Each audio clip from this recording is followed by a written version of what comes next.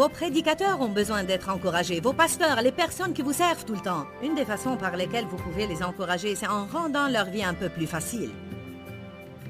Amen. Restez avec nous dans Jouissez de votre vie.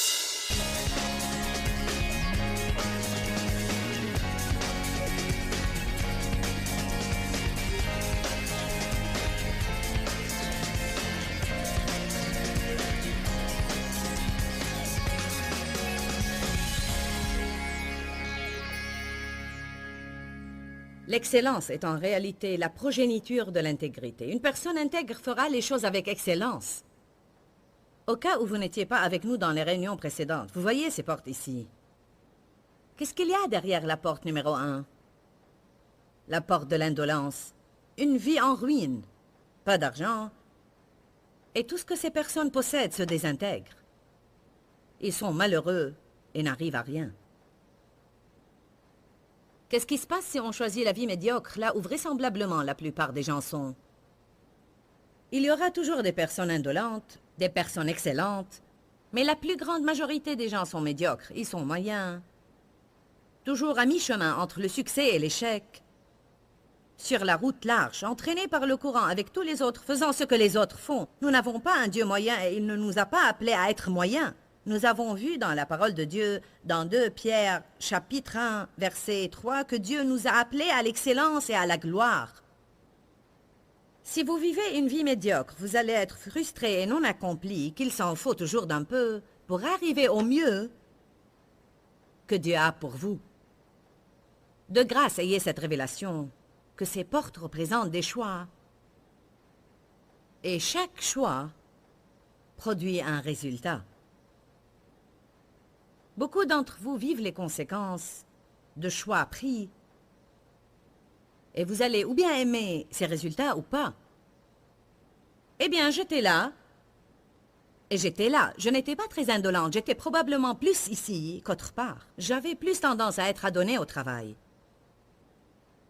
Puis, il y eut un temps dans ma vie, après que Dieu m'ait appelé dans le ministère, il a commencé à me parler concernant l'excellence et l'intégrité. Je ne savais pas ce que c'était. Beaucoup de personnes ne savent pas ce que c'est parce qu'ils sont tellement habitués à faire ce que tout le monde fait que parfois ils n'arrivent même pas à comprendre cela. Pourquoi devrais-je faire ça? Je n'ai pas causé le problème. Pourquoi devrais-je faire ça? Tout le monde le fait. Pourquoi devrais-je le faire? Car nous sommes supposés être des personnes qui choisissent de faire ce que Jésus aurait fait et non pas ce que les autres auraient fait. Il est important d'apprendre cela. Il est important d'apprendre ce que nous avons partagé ensemble. Et c'est que nous ne laissons rien prendre la primauté sur Dieu. Nous ne lui cachons rien. Il est le Dieu omniscient qui est partout, tout le temps et qui voit tout ce qu'on fait. Tout ce qui est fait dans le secret va être révélé, et cela ouvertement. J'ai bien dit des choses auparavant, ça n'a pas d'importance. Nous devons entendre les mêmes choses pour les assimiler. C'est pourquoi la Bible dit, quand nous entendons la vérité, plus de temps on met à étudier et à méditer sur cette vérité, et plus de connaissances et de vertus nous recevons. On ne les reçoit pas en les entendant une fois. La Bible dit de méditer dessus. Ça veut dire les tourner et les retourner dans notre pensée. Si vous m'entendez dire les mêmes choses et vous voyez ces portes qui sont là pour 5 sessions consécutives, et vous continuez à me voir faire la même chose, il serait probable que vous allez vous en rappeler. J'ai finalement, par la grâce et la miséricorde de Dieu, commencé à faire des choix excellents, en choisissant de bien traiter les autres, en choisissant d'obéir à Dieu, en essayant d'arranger les choses avec Dieu et les hommes si j'ai mal agi, en choisissant d'essayer d'avoir une bonne conscience devant Dieu, spécialement en choisissant de faire les petites choses que Dieu m'a demandé de faire, les choses que les gens regarderaient comme insignifiantes et inutiles. Pour être honnête, c'est beaucoup de ces petits renards qui ravagent la vigne. Quand j'ai commencé à vivre déterminé à faire les choix de l'excellence, j'ai commencé à vraiment aimer ma vie.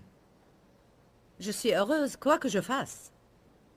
J'ai mentionné ce matin que, pour des années et des années, j'ai travaillé sans en jouir. Maintenant, je jouis de ces réunions et je jouis de ma vie.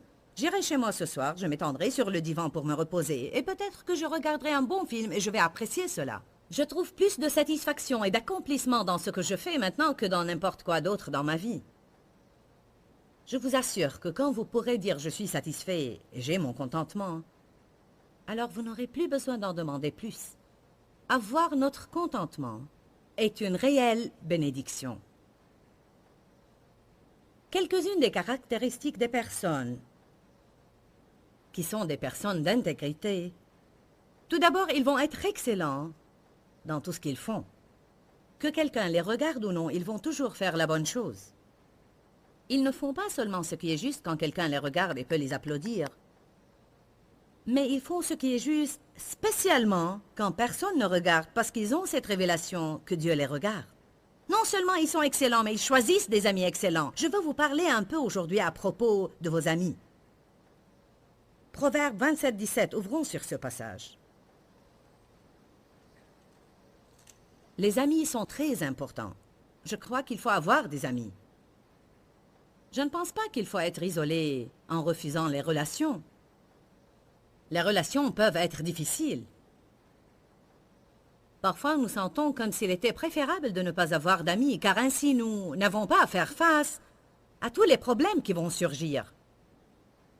Je crois que l'amitié est une question divine, mais nous devons avoir les bons amis et non pas les mauvais amis, car ça peut vous causer des tas de problèmes.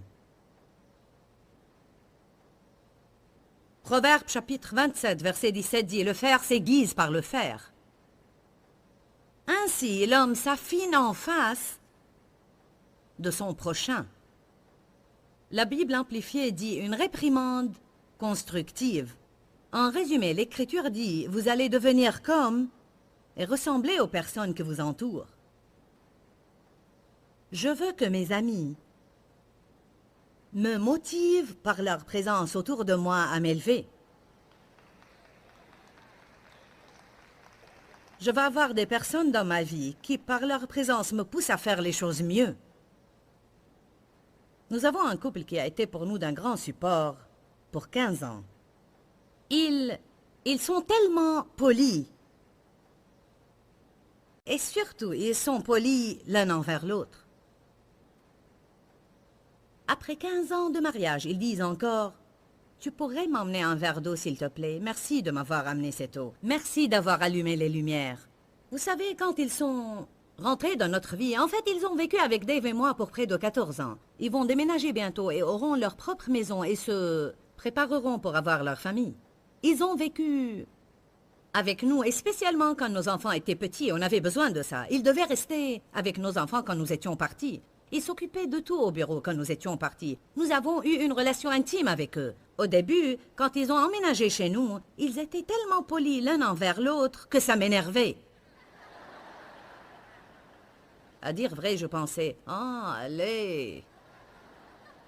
Vous ne pensez pas que c'est un peu exagéré? Mais vous savez quoi? Souvent, il y a des choses qui nous énervent parce qu'elles nous confrontent.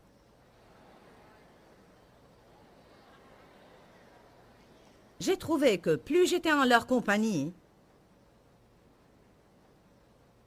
plus gentil je devenais, et plus souvent je disais merci et s'il vous plaît. Ce sont des personnes exhortatives, ils font des compliments aux autres et ils se font des compliments l'un l'autre. Et ça a commencé à déteindre sur moi. Les esprits sont transférables, c'est pourquoi la Bible dit « Faites attention sur qui vous imposez les mains ». Parfois, les gens ne comprennent pas cela. De temps en temps, j'ai quelqu'un qui vient vers moi et qui dit « Dieu m'a mis à cœur d'imposer les mains sur toi et de prier pour toi. » Je ne les laisserai pas faire et les personnes seront offensées. Mais si je ne sais pas qui vous êtes, vous n'allez pas imposer les mains sur moi.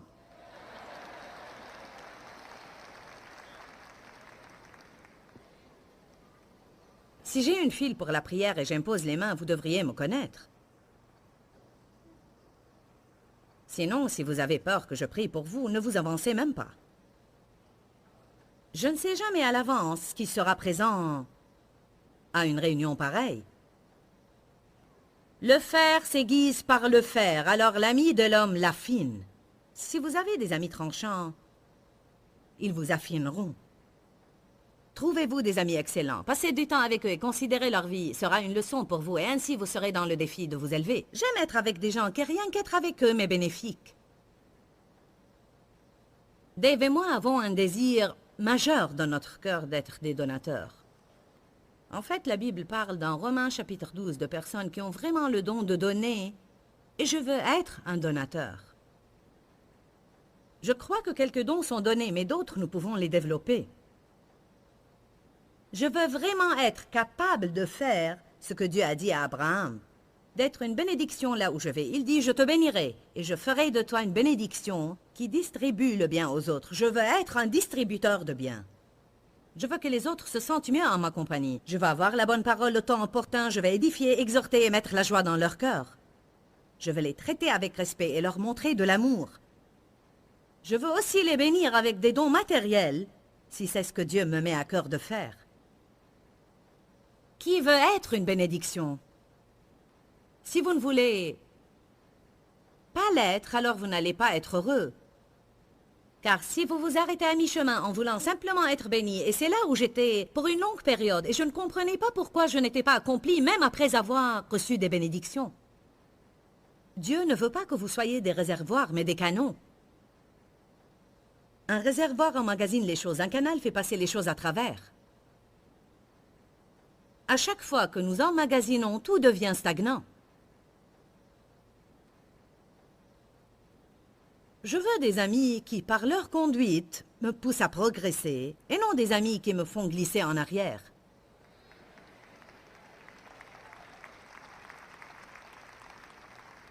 Certains d'entre vous ont besoin de s'éloigner de certaines personnes qui les entourent. Et je ne suis pas dans l'erreur en disant cela. Dieu avait déjà commencé à vous confronter sur ce sujet.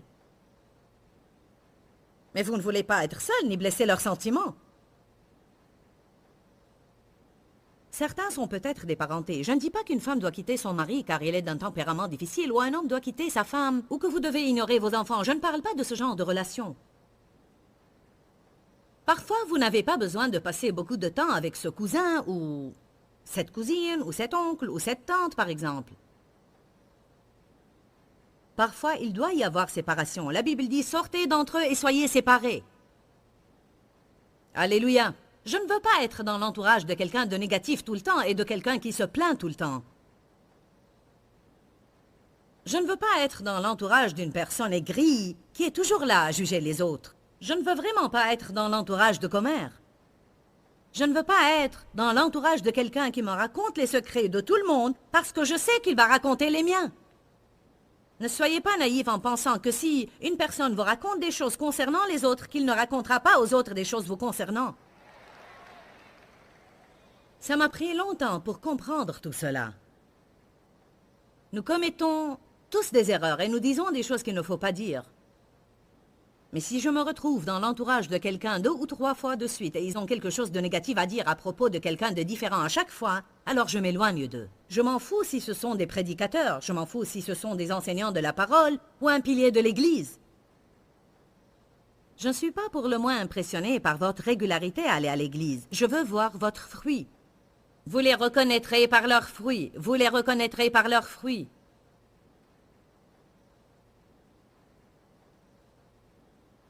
Nous nous entourons de donateurs parce que nous voulons grandir dans ce domaine.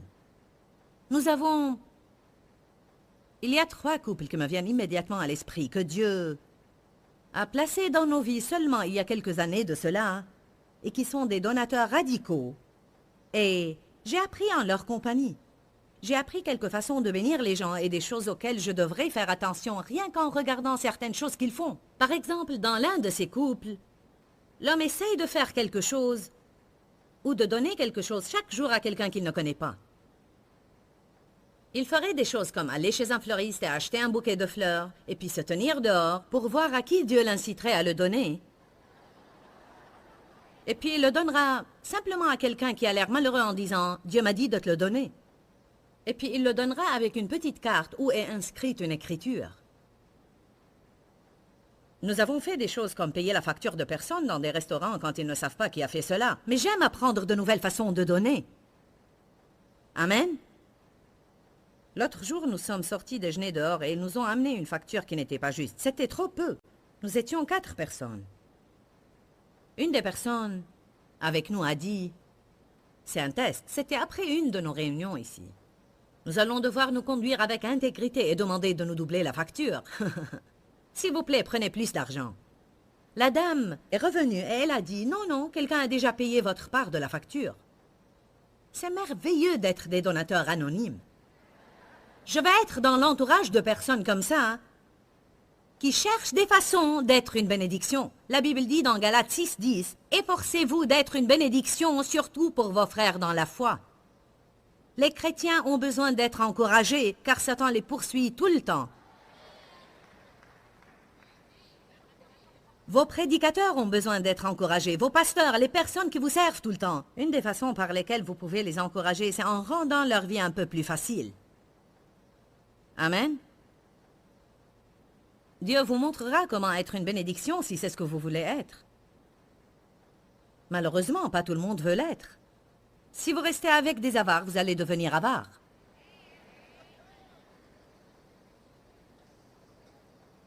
Vous connaissez le principe. Élisée est resté très près d'Élie. Et non seulement il est devenu comme lui, mais il a eu une double portion de son onction. Vous devez non seulement devenir comme les personnes avec qui vous êtes, mais vous pouvez continuer jusqu'à les dépasser. Si nous avons des amis égoïstes et avares, ceci ne nous aidera pas à grandir dans la générosité et l'amour. Daniel, comme nous l'avons vu hier, était vraiment un homme d'excellence. Il avait un esprit excellent. Il a été promu partout où il allait. Il avait aussi d'excellents amis. Shadrach, Meshach et Abednego étaient les 3 autres qui ont été jetés dans la fournaise de feu ardent. Vous connaissez tous cette histoire, je crois. Ils ont reçu l'ordre de se prosterner. Les personnes excellentes ne se prosternent pas face aux demandes des personnes impies. Ils ont reçu l'ordre d'adorer la statue d'or, et s'ils ne le faisaient pas, ils allaient être jetés dans la fournaise de feu ardent. Ils ont dit ceci au roi. « Si notre Dieu est capable de nous délivrer, il le fera. » Il ne voulait pas dire capable signifiant s'il peut, il voulait dire si c'est dans son plan. « Mais si ce ne l'est pas, sache ceci, ô roi, nous ne nous prosternerons pas. » Ils ont été jetés dans la fournaise, et non seulement ils y ont été jetés, mains et pieds liés avec tous leurs vêtements, mais ils ont chauffé la fournaise 7 fois plus que d'ordinaire. Vous savez, parfois quand vous faites le premier pas dans le chemin de l'excellence et de l'intégrité, le diable va chauffer la fournaise. Pourquoi il fait cela? Pour vous empêcher de continuer, pour vous pousser à reculer. Ne pensez pas que si vous choisissez de faire quelque chose de juste, le diable va vous dérouler le tapis rouge et vous dire « Ah, ça va bien aller !» Non, semaille, temps, moisson. Vous semez vos graines, vous passez du temps. Le temps vous éprouvera. Il éprouvera votre caractère et votre engagement. Vous avez dit cela émotionnellement ou vous entendez ce que vous avez dit? Si vous ne l'entendiez pas, vous n'allez pas persévérer quand ce sera difficile. Il y a une différence entre une décision ordinaire et une décision de qualité. Une personne qui prend des décisions de qualité garde son régime quand elle a faim. Dois-je en dire plus? Gloire à Dieu.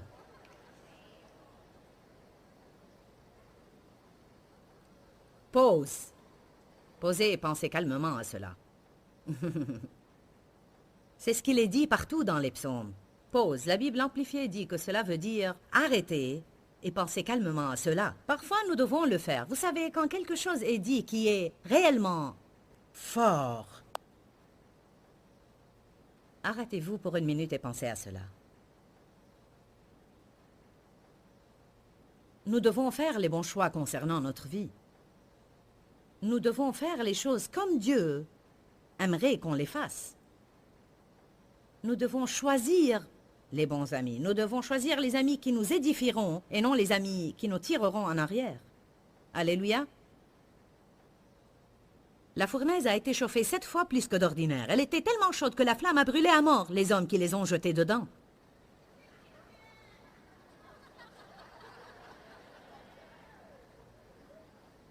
Ils ont fermé la porte de la fournaise. Le roi regardait, et tout d'un coup, il a sauté sur ses pieds et a dit « Attendez, attendez, qu'est-ce qui se passe ici? N'avons-nous pas jeté 3 hommes tout liés dans le feu? Je vois 4 hommes en liberté. »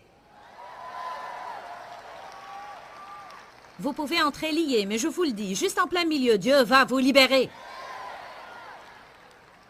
Je vois 4 hommes en liberté et l'un d'eux a l'aspect d'un fils des dieux. Si vous êtes prêt à passer par et à payer le prix pour maintenir votre excellence et votre intégrité, si vous êtes prêt à aller contre le courant et faire les choses justes quand personne de ceux que vous connaissez ne fait les choses justes, quand personne ne vous applaudit et tout le monde parle de vous et ils vous disent que vous êtes un fanatique, mais vous êtes prêt à faire les choses justes, alors je vous le dis, vous trouverez un 4e homme dans votre fournaise de feu. Et vous serez libre juste au milieu de cette fournaise. Vous ne serez pas lié, vous serez libre. Le roi s'approcha de l'ouverture et dit, « Sortez, vous 3 !» Et ils sortirent, et la Bible dit, « Nulle odeur de feu et de fumée ne s'attachait à eux. » Oh, c'est merveilleux. Ça veut dire qu'après qu'ils soient sortis, on ne pouvait même pas prouver qu'ils y avaient été. Parfois, on passe par des choses et on pense, « Je ne serai plus jamais le même. » Non, vous serez meilleur. C'est vrai que vous ne serez plus le même, vous serez meilleur. Ce que Satan destine pour le mal, Dieu le transformera pour le bien. Et non seulement cela, le roi a ordonné que maintenant tout le monde serve leur Dieu. J'ai commencé à parler de cela, mais je crois que la plupart d'entre vous connaissent l'histoire. Quelle histoire merveilleuse! Parce qu'ils ne se sont pas prosternés, d'autres personnes ont reçu le Seigneur. Parfois, des personnes vous poussent à faire quelque chose de mal, mais il y a une partie en eux qui espère désespérément que vous ne le ferez pas, parce qu'ils cherchent quelque chose de réel. Et bien qu'ils soient en train d'être utilisés par l'ennemi pour vous tenter, ils espèrent que vous ne mordrez pas à l'hameçon parce qu'ils cherchent quelqu'un qui sera un modèle pour eux. Les gens ont besoin d'héros.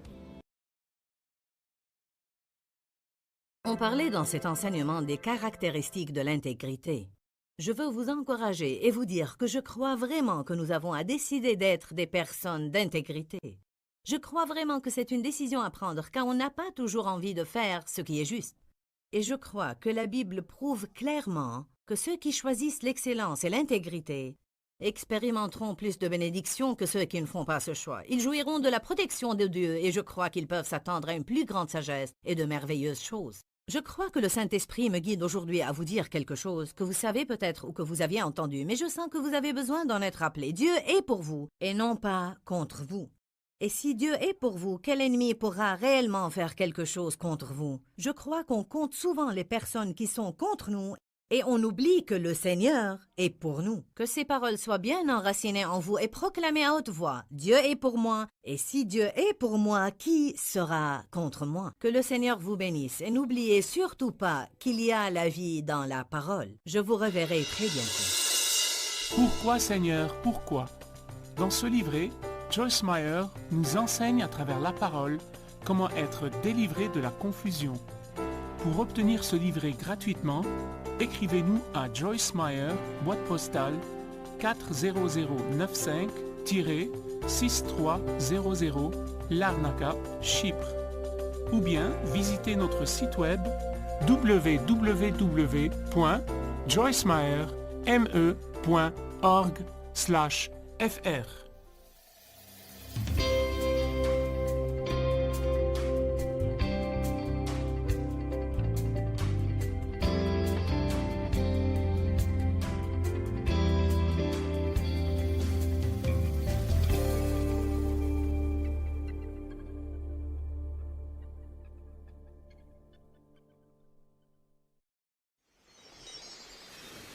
Être excellent, c'est prendre ce que vous avez et faire avec le mieux que vous puissiez faire. Je crois que cela a à voir avec notre attitude. Restez avec nous dans Jouissez de votre vie.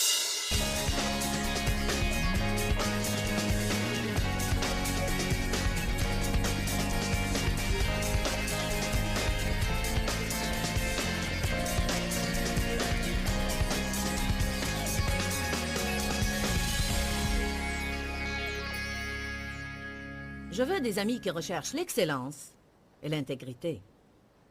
Rechercher veut dire se lever et poursuivre. Le message d'aujourd'hui est intitulé « Poursuivre l'excellence et l'intégrité ». Ces vertus ne tombent pas sur vous. Si vous voulez être des personnes excellentes qui vivent selon l'intégrité, alors vous aurez à poursuivre l'excellence. Vous aurez à faire le pas supplémentaire pour essayer de développer ces vertus. Je prie que vous permettiez à Dieu d'accomplir sa volonté dans vos relations. Si vous avez des relations qui empoisonnent votre vie, si vous êtes toujours attaché à des amis de votre passé, ou à des chrétiens tièdes et médiocres qui ne veulent pas vraiment poursuivre leur chemin avec Dieu, mais qui font toujours des compromis, si vous sortez toujours avec des chrétiens compromettants, je prie que vous sortiez du milieu d'eux et que vous fassiez confiance à Dieu pour qu'il vous donne des connexions divines. Je veux dire des personnes qui vous affineraient, des personnes qui vous inciteraient à faire de votre mieux, des personnes qui, du fait de leur présence, vous encourageraient à vous élever plus haut. Amen. Qu'est-ce qu'on voit dans le monde aujourd'hui? On voit très peu d'excellence, très peu d'intégrité, d'engagement, de discipline, de principe, de devoir, d'honneur, de vérité et de caractère pieux. Ça vous fera du bien de prendre un dictionnaire et d'étudier chacun de ces mots. Par exemple, j'ai cherché le mot devoir et il veut dire se comporter selon la volonté des parents et des supérieurs. C'est notre devoir de respecter nos supérieurs. C'est un devoir. Dieu dit que c'est un devoir de respecter l'autorité.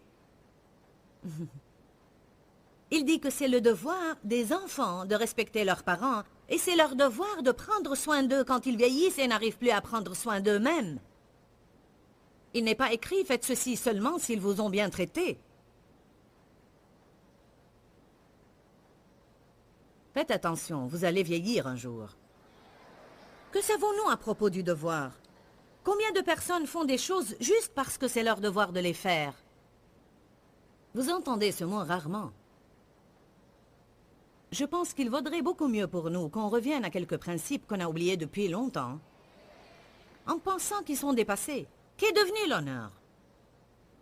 Honore ton père et ta mère afin que tes jours se prolongent sur la terre. C'est un commandement avec une promesse. Si vous voulez que vos jours se prolongent, vaut mieux que vous respectiez vos parents. Je n'ai pas nécessairement apprécié tout ce qui m'est arrivé dans mon enfance et j'ai été longtemps rebutée à ce propos. Mais le Seigneur m'a dit enfin, « Bien, ils t'ont nourri, ils t'ont envoyé à l'école. Tu respires, n'est-ce pas ?»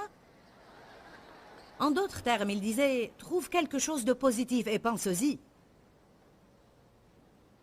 On prend soin de nos parents et je suis contente de le faire.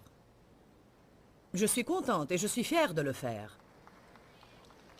Je vais le faire jusqu'à ce que Dieu les appelle chez lui. Mais dans le passé, je ne faisais pas cela. J'ai senti que Dieu a commencé à me montrer que si je ne fais pas mon devoir, cela affectera mon onction.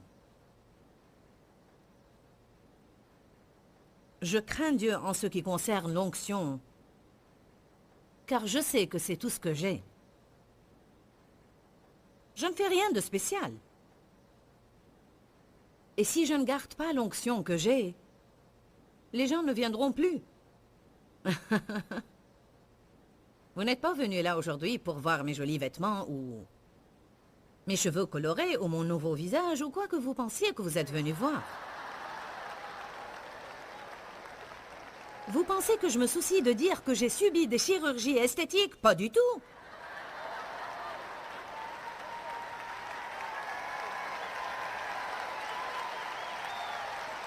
Vous savez pourquoi? Parce que je ne fais pas les choses que je sens que je dois cacher.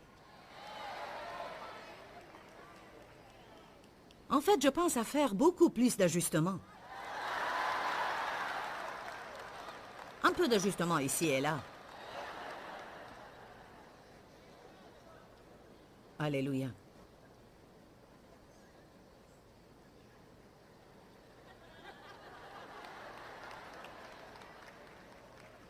Quand vous êtes honnête, vous êtes libre. Vous n'êtes pas venu là juste pour me voir. Vous êtes venu parce que votre vie va changer grâce au message que Dieu vous transmet par moi. Et votre vie changera non parce que c'est moi qui vous transmets le message, mais grâce à l'onction.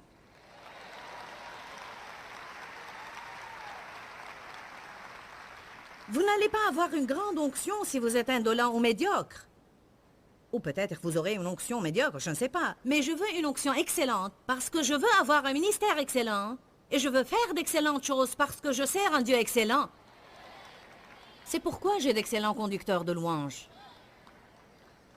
On aurait pu chanter 2 ou 3 chants n'importe comment, mais nous consacrons notre temps, nos efforts, notre argent et notre travail pour la musique dans ce ministère parce que je crois que l'onction de Dieu est présente sur la musique. Pourquoi pensez-vous que le diable fait de son mieux pour transformer la bonne musique en une mauvaise musique? Devoir. Qu'est devenu le respect de l'autorité? Vous savez, un homme intègre ou une femme intègre respecteront l'autorité. Ils se soumettront aux autorités, ils apprendront à le faire avec une bonne attitude. Ils ne permettront pas à l'esprit de rébellion de contrôler leur vie, car ils savent que ce n'est pas la volonté de Dieu. Eh bien, mon patron est sévère.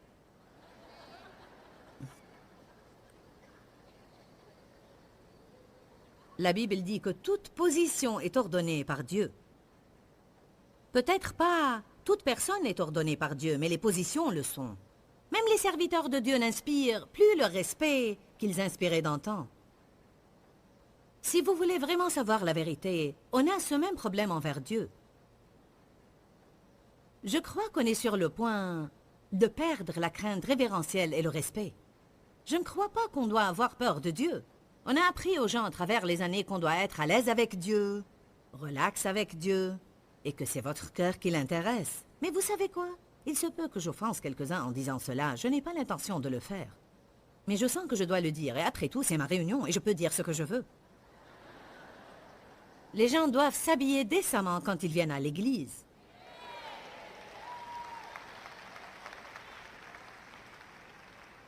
Voici pourquoi je dis cela. Il faut qu'on fasse attention de ne pas adopter une attitude de familiarité envers Dieu et envers notre relation avec lui. Je sais que votre façon de vous habiller n'a rien à voir avec votre amour pour Dieu. Qui d'entre vous comprend ce que je dis? Quand Dave et moi, on était jeunes, mariés, et on allait à l'église tout le temps, sans même réfléchir à cela, on mettait nos vêtements du dimanche. Les enfants s'habillaient et tout le monde s'habillait pour aller à l'église.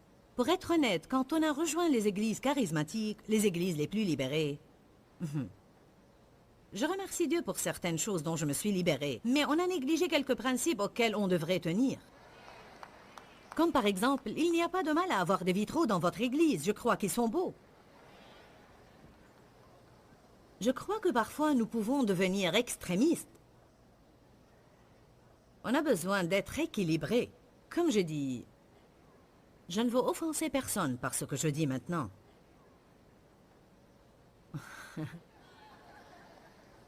On ne peut pas laisser les choses aller de plus en plus à la dérive. Il faut qu'on ait des standards. Être excellent, c'est prendre ce que vous avez et faire avec le mieux que vous puissiez faire. Je crois que cela a à voir avec notre attitude. Je me sens mieux dans ma peau quand je parais belle. Je me sens mieux quand je me donne un coup de peigne. Je suis comme ça. Peut-être que cela ne vous affecte pas, mais ça m'affecte à moi. Tout ce que je suis en train de faire, c'est vous aider à être au mieux que vous puissiez être. Pour Dieu! Vous n'avez pas à le faire pour moi. Faisons de notre mieux pour Dieu.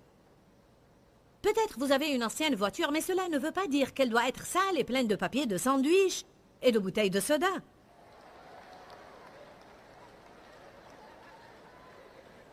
Peut-être vous vous débattez pour maigrir, mais cela ne veut pas dire que vous ne pouvez pas avoir une bonne apparence. Vous pouvez toujours porter de beaux vêtements et vous donner un coup de peigne. En fait, beaucoup de personnes, quand elles ont un handicap quelque part, elles négligent tout le reste. Peut-être votre maison n'est pas grande, mais vous pouvez la garder propre.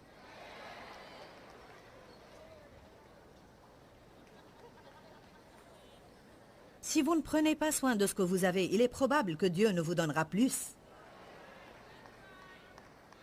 Peut-être vous n'avez pas beaucoup de vêtements, mais vous pouvez garder ceux que vous avez bien repassés et propres. En utilisant quelques accessoires variés, vous pouvez les faire passer pour des vêtements différents. Qu'est-ce que je vous dis? J'essaie de vous dire des choses pratiques. Prenez ce que vous avez et faites avec le mieux que vous puissiez faire. Prenez ce que vous avez. Peut-être vous n'avez pas beaucoup d'argent, mais soyez sage dans vos dépenses. Arrêtez de contempler ce que vous n'avez pas. Soyez comme James, regardez ce que vous avez et commencez à vous en servir. Et James Wilson est un jeune homme qui a le don de chanter et qui est handicapé à cause de la scoliose. Mais il garde toujours une attitude positive en faisant confiance à Dieu, sans se plaindre et s'apitoyer sur lui-même, mais en faisant confiance à Dieu. Il fait confiance à Dieu et il avance, il se sert de ce qu'il a. Il faut qu'on se serve de ce qu'on a. Il faut qu'on se serve de ce qu'on a. L'excellent...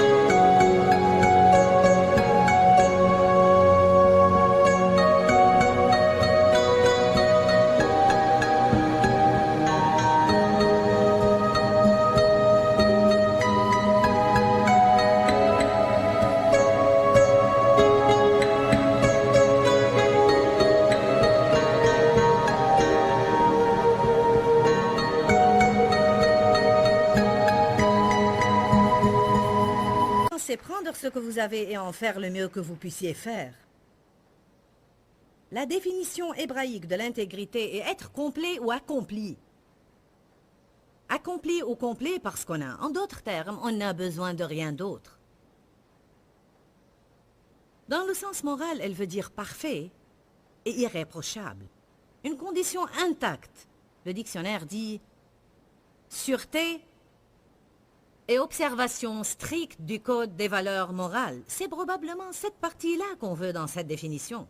En d'autres termes, l'intégrité, c'est tracer une limite dans votre vie et dire « Voilà, voici ma limite, et je ne veux pas dépasser cette ligne quoi qu'il m'arrive.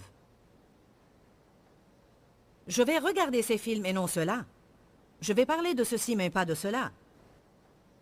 C'est ce que je vais faire et c'est ce que je ne vais pas faire. C'est ça la liberté de choisir. On décide ce qu'on va faire et ce qu'on ne va pas faire. Il faut qu'on soit des personnes intègres. Pourquoi on a besoin de direction? Pourquoi on a tellement besoin de personnes dans l'autorité?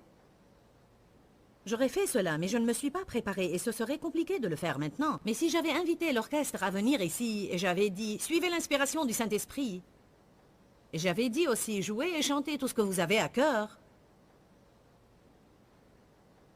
une des raisons principales qui empêchent les gens, surtout dans l'arène spirituelle, d'être soumis aux autorités, c'est qu'ils pensent « Je peux entendre de Dieu ». Tu n'entends pas de Dieu, moi j'entends de Dieu. Bien, on peut tous entendre de Dieu. Vous entendez de Dieu en ce qui concerne votre vie, mais vous n'allez pas entendre de Dieu au sujet de mon ministère. Dieu ne vous l'a pas donné et vous n'allez pas le diriger.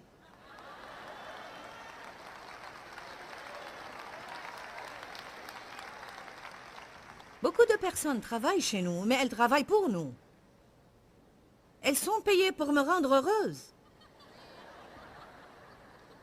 N'est-ce pas la vérité? Les choses sont à l'inverse aujourd'hui. Les employés viennent travailler chez vous et ils pensent que c'est votre part de les garder heureux. Je veux que nos employés soient heureux. Ils sont bien payés et on prend soin d'eux. Mais ils ne doivent pas me dire ce que je dois faire. Ils ne sont pas là pour me dire ce que je dois faire. Vous voulez être le patron? Payez le prix comme j'ai fait. Payez les factures comme je fais. Priez vous-même pour avoir l'argent pour payer les factures. Ce n'est pas logique pour une personne sans responsabilité de vouloir être en charge. Vous savez ce que je dis? Si vous n'avez pas de responsabilité dans un domaine, n'exprimez pas votre opinion. Tu prêches bien. Vous n'êtes pas tous en train de sourire.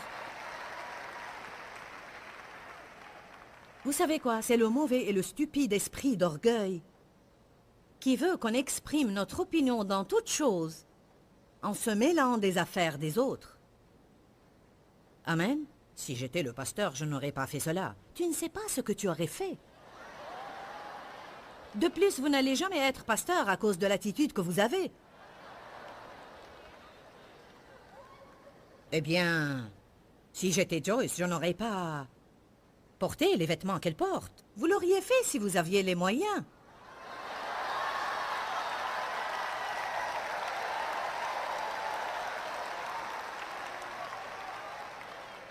Je ne crois pas qu'il est bon pour elle de faire une chirurgie esthétique. Pourquoi pas? Parce que vous ne pouvez pas la faire vous-même?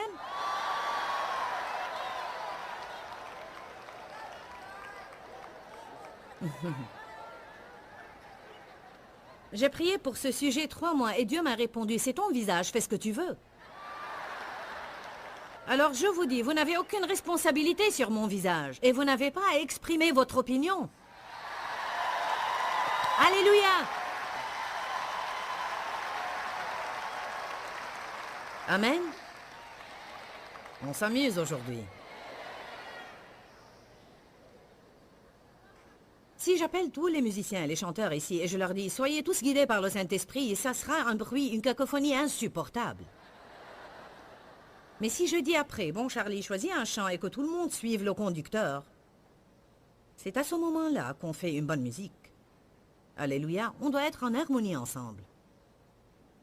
Un homme intègre ne change pas d'avis même à ses dépens. En d'autres termes, il tient à sa parole. Un homme intègre s'efforce de garder la conscience tranquille. Allez aux Actes des Apôtres 24, 16.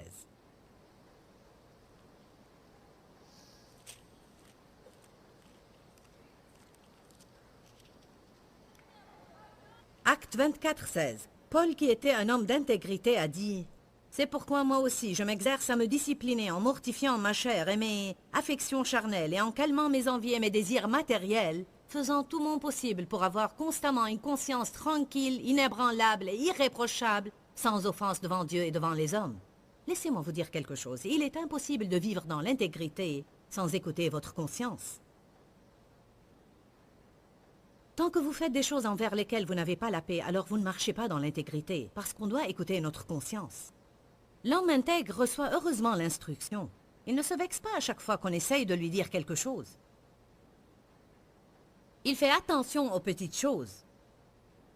Michel-Ange a passé un long temps à peindre un coin du plafond de la chapelle Sixtine. Un ami lui a dit « Pourquoi tu t'occupes de ce coin? Personne ne va le voir de toute façon. » Michel-Ange a répondu « Dieu le verra. » J'aime cela. L'homme intègre est intéressé et ému par les besoins des autres autour de lui. Jésus était certainement un homme intègre. La Bible dit dans différents passages et répétitivement que Jésus fut ému de compassion quand il a vu les situations des personnes. Il fut ému pour les aider. Une personne intègre vit dans le présent. Elle refuse d'énumérer les déceptions et les échecs d'hier. Elle ne peut pas être contrôlée ou manipulée par les gens. Elle reçoit des instructions d'une puissance supérieure. J'aime cela. Alléluia.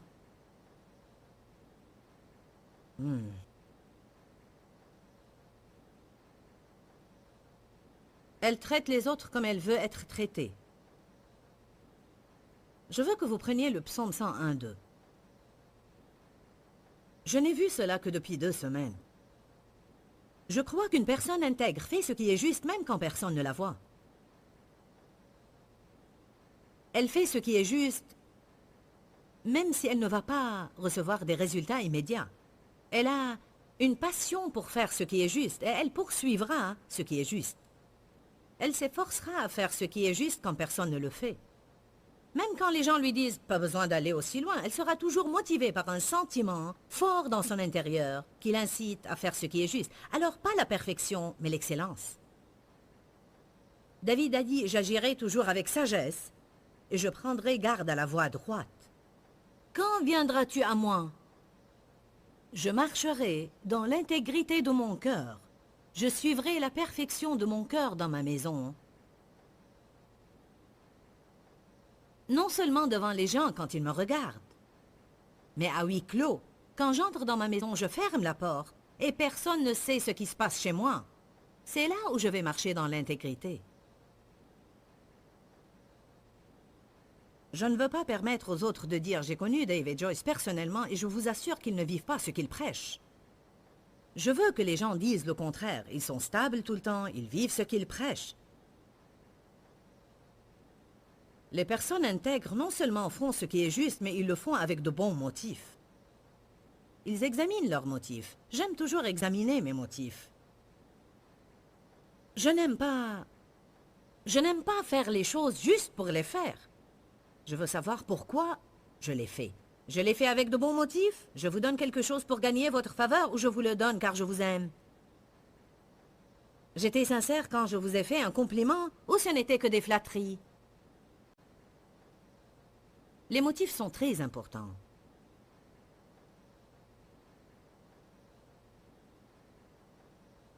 Les personnes intègres ne s'énervent pas quand Dieu ne leur donne pas quelque chose. Elles lui font confiance dans tout domaine de leur vie. Si Dieu ne me le donne pas, alors cela veut dire que je ne suis pas censé l'avoir. Alors les personnes intègres finiront par être très heureuses, car elles ne se débattent pas pour avoir les choses qu'elles n'ont pas. Elles ne s'énervent pas pour ce qu'elles ne peuvent pas être pour les autres. J'aime cela. Bien, je voulais être ton meilleur ami. Si tu ne peux pas être son meilleur ami, alors sois lui un bon ami. Je voulais être le vice-président. Si tu ne peux pas l'être, alors sois un bon employé. Parfois, on fixe notre regard sur certaines choses et on les poursuit. Même dans les relations, on poursuit les choses. On parlait dans cet enseignement des caractéristiques de l'intégrité. Je veux vous encourager et vous dire que je crois vraiment que nous avons à décider d'être des personnes d'intégrité. Je crois vraiment que c'est une décision à prendre car on n'a pas toujours envie de faire ce qui est juste.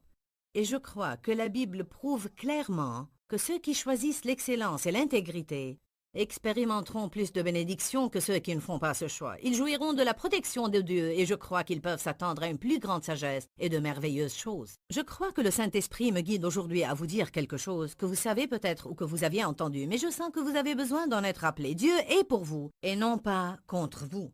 Et si Dieu est pour vous, quel ennemi pourra réellement faire quelque chose contre vous? Je crois qu'on compte souvent les personnes qui sont contre nous et on oublie que le Seigneur est pour nous. Que ces paroles soient bien enracinées en vous et proclamées à haute voix. Dieu est pour moi, et si Dieu est pour moi, qui sera contre moi? Que le Seigneur vous bénisse et n'oubliez surtout pas qu'il y a la vie dans la parole. Je vous reverrai très bientôt.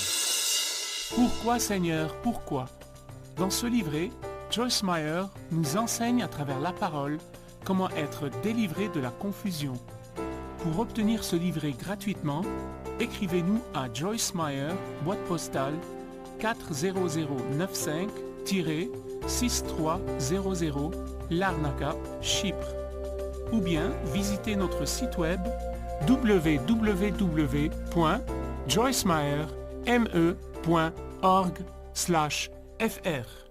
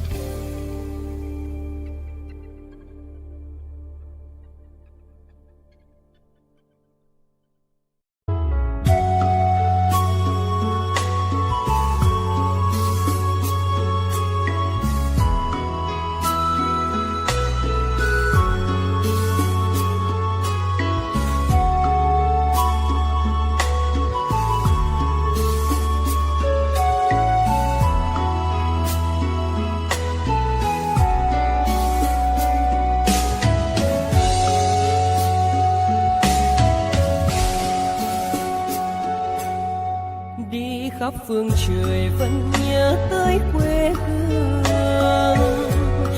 Người về đây thăm làng Trù quê mẹ và làng Sen quê cha, xúc động bồi hồi người rơi giọt lệ, thương mái nhà tranh thương đất mẹ nghèo.